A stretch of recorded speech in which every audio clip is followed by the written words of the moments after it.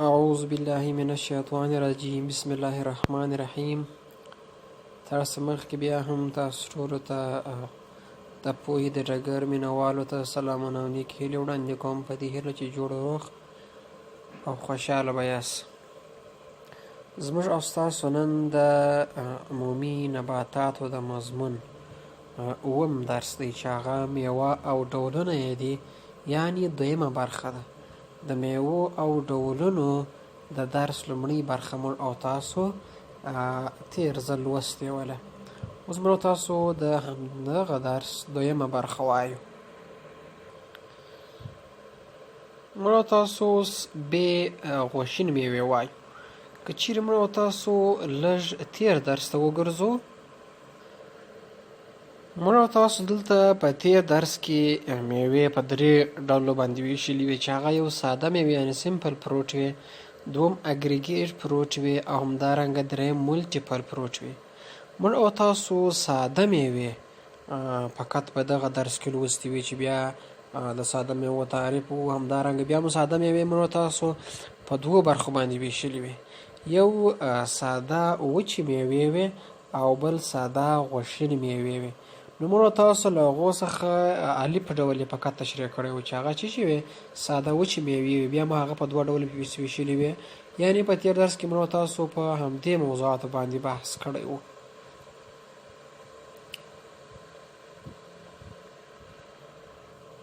نو اوس موږ تاسو په همدې درس کې بې غوښینې میوې وایو. د غوښینو میوو فریکارپ له اوبو څخه ډک وي او پکې زیات مواد وي. د ډرای سمپل فروټس په خلاف باندې پلشي. سمپل فروټس دي هغه ساده البته غوښین فریکارپ لري. موږ تاسو ویله په ساده وچو میوو کې چې د دوی فریکارپ وچیږي، خو د دوی د بیا نه وچیږي بلکې له اوبو څخه ډک وي، په بلند شکل باندې وي، غوښین وي. او په دغه غوښین فریکارپ کې چې شي وي، پروټینونه، ویټامینونه، قندونه، عضوي تیزابونه او معدني مالګې، دا ټولې په همدې فریکارپ کې وي. لکه څنګه چې دلته په شکل کې معلومیږي یو غوښین فریکارپ دی. فریکارپ یې لومړی شین وي، کله چې میوه په خسې فریکارپ یې څه کوي، رنګ بدلوي. دا ټولې میوې که چېرې موږ تاسو وګورو، دا هر یوې په اول ځل کې سره کوم رنګ لري، شین یعنې زرغون رنګ لري. ځکه دلته په دوی کې یوازې کلوروفیل په ډېر اندازه باندې شتون لري. کله چې بیا میوه پخیږي، بیا دغه کلوروفیل یې راځي په نورو پګمنټونو باندې بدلیږي. یعنې موږ تاسو ویلي وه چې پګمنټونه کیدای سي له یوه شکل څخه بل شکل ته هم بدل سي. یعنې موږ تاسو داسې ویلي وه چې کیدای سي کلوروفیل بدل سي په څه شي باندې، کلوروفیل بدل سي په نورو پګمنټونو باندې. د مثال په ډول باندې په څه شي باندې، په البته کلوروفلاس په لیکوپلاس باندې کیدای سي بدل سي. خپله په کلوروفلاس کې کلوروفیل شته، یعنې دا کیدای سي په لیکوپلاس باندې بدل سي. همداسې موږ تاسو ویلې وه چې کیدای سي خپله دغه کلوروفلاس په څه شي باندې هم بدل سي.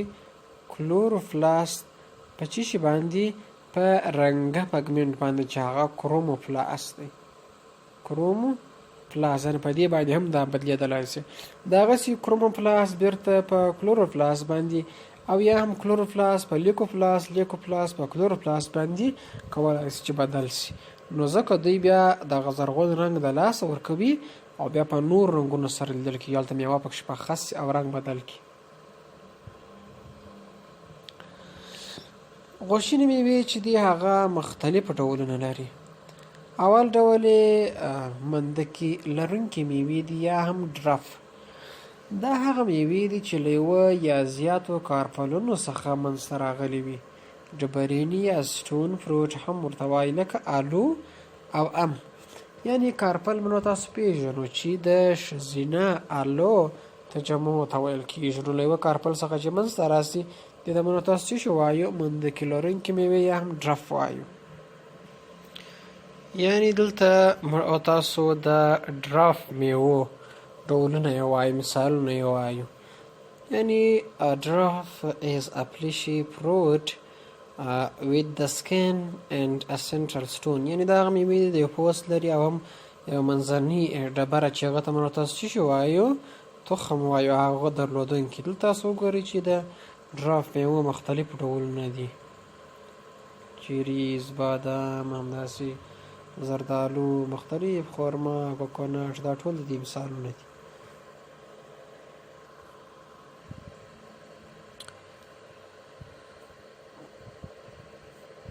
دوهم ډول یې بیا انګوري میوې دي یا هم بیري اور بیکټ. دا بیا هغه میوې دي چې څو زړې لري او بې له فاصلو د غوښینو کتلو په وسیله باندې احاطه شوي دي. انډوکارپ یې د یو نازکې پردې په شکل باندې وجود لري، لکه کیله او خرما یې موږ تاسو مثال ورکولی سو. یعنې دوی بیا درلودونکي د څو زړو دي، د منډکې لرونکي یا ډراف په خلاف باندې. دریم ډول یې سیبي میوې دي یا هم پوم. دا میوې له کښتني تخمدان څخه منځته راځي. یعنې موږ تاسو تخمدان په څو ډوله باندې لرو؟ په 2 ډوله باندې تخمدان ویشل شوی دی، یو انفیریر دی او بل سوپریر دی.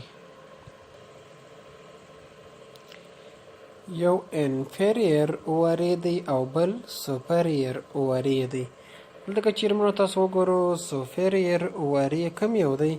هغه دی کوم چې دا تخمدان ترکیلیکس چیرې دغه ځای نیولی، پورته یې ځای نیولی. ترکیلیکس څه شي نیولی؟ پورته یې ځای نیولی وي. او همدارنګه انفیریر اوارې بیا کوم دی؟ دا بیا هغه دی کوم چې ترکیلیکس یې لاندې ځای نیولی. نو موږ تاسو د ګلملو پاڼو مجموعې ته چې ویلی کیلیکس وایو. نو تر ګلملو پاڼو چې لاندې تخمدان یي هغه ته انفیریر اوارې وایي، یعنې کښتنی تخمدان چې مثلا کیلې، همدارنګه بادرنګ و، خټکیان و، همدارنګه مختلف نباتات دغه ګل لري چې تخمدان یې دغسې انفیریر یي. او سوپریر بیا ستروس د کورنۍ میوې، مثال ستروس د کورنۍ د مختلفو تربیې میوې لکه مالټه و، نارنج و، لیمبو و، دغه همداسې ناک و، لوبیا و، رومي بانجان و، همدارنګه مختلف داسې بیریز، توتان، دا کم تخمدان لري؟ دا بیا سوپریر اوارې لري، یعنې پورتنی تخمدان لري چې تر ګلملو پاڼو پورته یي. نو سیبي میوې له کوم تخمدان څخه منځته راځي؟ له کښتني تخمدان څخه منځته راځي، یعنې کوم تخمدان؟ انفیریر څخه. زیاته غوښینه برخه یا هاینټم لري. هاینټم موږ تاسو کوم ځای ته وایو؟ دغه ځای ته وایو. دا غوښینې برخه ته موږ تاسو چې وایو؟ هاینټم وایو. اګزوکارپ او میګزوکارپ یې دواړه غوښین دي. یعنې که چیرې موږ د هغې اګزوکارپ ته وګورو او که یې میزوکارپ ته وګورو، هغه دواړه غوښین دي. خو انډوکارپ یې غضروفي یعنې فیرس او یا چې شي وي هاډوکین یا هم کارټګس دی، لکه سیب او ناک. یعنې دغه انډوکارپ یې موږ تاسو که چیرې وګورو بیا هغه بیا لږ داسې غضروفي ډوله دی، لږ نسبتا تر میزوکارپ او ایپیکارپ سخت دی، کلک دی.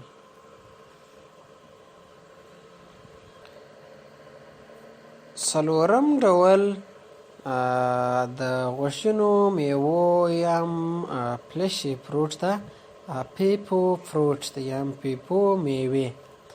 دا بیا د بیري په ډول باندې ډیر زړې لري او له یو حجروي خو کله کله له 3 نارینه الو څخه منځته راغلي وي، سره کم نارینه یې بلوي، یعنې دوی پلاسنټا ویشل سوي وي، وده کوي. دا چې د میوو پلاسنټا چې ته وایي موږ تاسو باید دا وپېژنو. په همدې شکل کې موږ تاسو د رومي بانجانو یو شکل راخیستی دی چې هغه د سبزیجاتو میوه ده، یعنې د ټماټو ده. دلته موږ تاسو وګورو، دلته پلاسنټا په ډېر ښه ډول پکې مشاهده کېږي، یعنې همدغه جوړښت ته چې څه ویل کېږي؟ پلاسنټا ویل کېږي. دغه پلاسنټا څخه وروسته بیا چې شتون لري د تخم شتون لري د هغې بیا د هغوی د جوس کڅوړې دي نه دغه د انډوکارپ کې بیا پیریکارپ هم دغسې لري میزوکارپ دی دغه برخه ته موږ تاسو څه شو ویلی سو انډوکارپ ورته ویلی سو نو دا په رومي بانجانو کې د دوی پلاسنټا ده دلته هم په ډېر ښه ډول پکښې مشاهده کېږي همدغه موږ تاسو ګورو چې دا تخمونه دي همداسې په دوی کې چې شتون لري د واري والیم تخمدان دیوالونه دي او همدغه جوړښت عبارت له چیز څخه دی له پلاسنټا څخه دی عبارت دی نو اوس بیا موږ او تاسو په پیپو میوه کې د هغوی پلاسنټا پیژنو موږ تاسو ویله د هغې مثالونه مثال بادرنګ دی همداسې هندوانه ده او همداسې کاډویه هم دی دلته موږ تاسو پکښې وینو دا د پلاسنټا د همداسې ویشل شوی شکل لري همداسې په هندوانه کې هم داسې دلته شتون لري همداسې هغه میزوکارپ لري اکزوکارپ لري او همداسې دلته موږ او تاسو د پلاسنټا په ښه ډول باندې مشاهده کولی سو نو دغه د پیپو د میوې پلاسنټا دی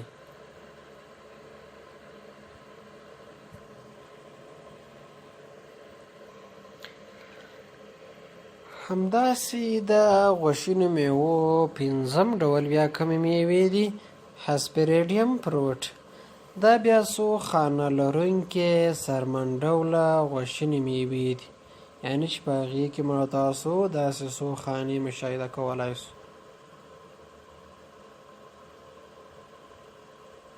دغه میوه ته موږ تاسو څه شی وایو هسپریډیم چې په هغه کې څو خانې او پلاسنټا په محور کې لري په دې میوو کې انډوکارپ داخل خواته کوږ سوی وي او جلا خانه جوړه کړې وي او ایفیکارپ او میزوکارپ یې سره نښتي وي لکه مالټا لیمو نارنج یې ښه مثالونه دي چې موږ تاسو په شکل کې وینو یعنې دلته که چیرې موږ تاسو وګورو دا یوه کومه میوه ده دا یو هسپریډیم فروټ ده چې دغه برخه د هغې عبارت ده له چیش څخه میزوکارپ دا یې ایفیکارپ او دا یې چې انډوکارپ دی چې موږ تاسو جلا خانه یې جوړه کړې ده همداسې د دوی پلاسنټا په محور کې ځای لري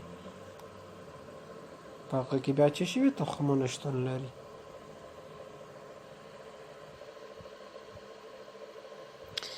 یعنې که چیرې موږ او تاسو د همدغو تیرو ټولو میوو خلاصه ووایو د کومو میوو د غوښینو میوو ساده غوښینو میوې اول موږ تاسو ډرپ فروټ هغه میوې دي کوم چې سټونیم اندکه ولري په غوښینو میوو ډرپ غوښینې میوې دي او بل بیا پوم میوې چې هغه مثلا سیبي میوې چې هغه ډېر تخمونه مثلا لري چې انډوکارپ یې غضروفي وي میکزوکارپ او ایپیکارپ یې دواړه غوښینې وي بیا همداسې بیرې فروټ چې ډېر تخمونه درلودله همداسې هسپریډیم وله چې انډوکارپ جلا خانه جوړه کړې همداسې پیفو فروټ و چې پلاسنټا په محور مختلف برخو کې ځای درلوده دوی یعنې دوی خلاصه وه دغه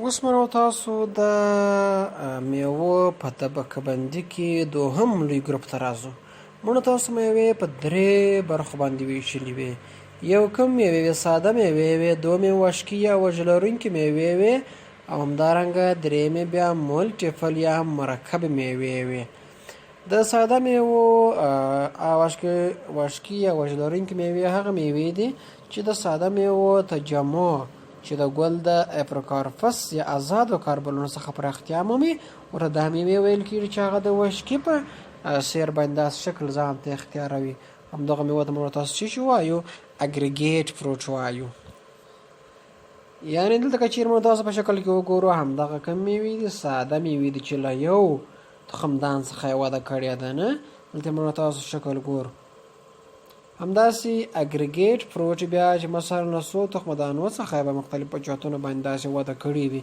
مثال په ډول باندې لکه توتې زمیني